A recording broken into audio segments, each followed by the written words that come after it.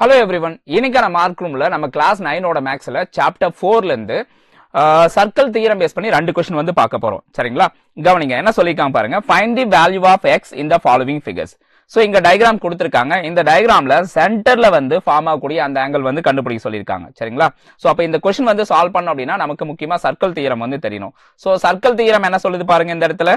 The angle subtended by an arc at the center is double the angle subtended by it at any point on the remaining part of the circle.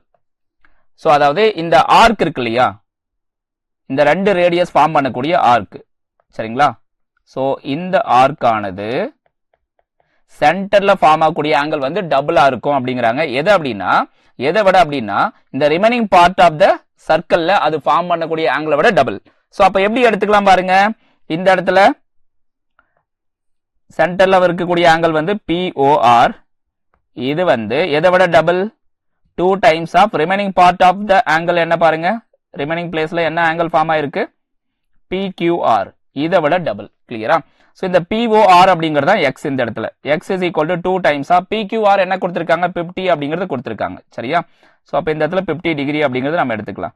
அப்ப x is equal to என்ன வருது நமக்கு? 100 degree. இதுதான் first क्वेश्चनக்கான answer. So எல்லாருக்கும் புரிஞ்சதா? Update பண்ணுங்க. கிளியரா இருக்கா?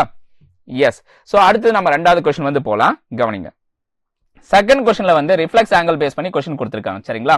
சோ இந்த சென்டர்ல வந்து ரிஃப்ளெக்ஸ் ஆங்கிள் வந்து 260 அப்படினு சொல்லிருக்காங்க. இப்போ இந்த n அப்படிங்கற பாயிண்ட்ல ஃபார்ம் ஆகக்கூடிய ஆங்கிள் என்ன வரும் அப்படினு கேட்டிருக்காங்க. சரிங்களா? சோ இப்போ இந்த क्वेश्चन வந்து எப்படி சால்வ் பண்ணலாம் பாருங்க. சேம் ஃபர்ஸ்ட் क्वेश्चन எப்படி சால்வ் பண்ணோமோ அதே மாதிரி தான். இந்த ரிஃப்ளெக்ஸ் ஆங்கிள் வந்து டபுளா இருக்கும். Reflex angle at centre. சென்டர்ல பாருங்க MOL.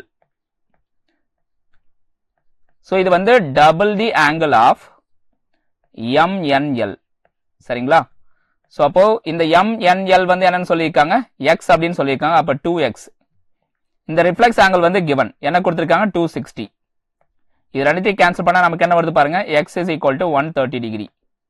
இதுதான் செகண்ட் क्वेश्चनக்கான ஆன்சர். சோ தெளிவா புரிஞ்சதுங்களா எல்லாருக்கும்? எஸ். இந்த செஷன் பிடிச்சிருந்தா மறக்காம லைக் பண்ணுங்க.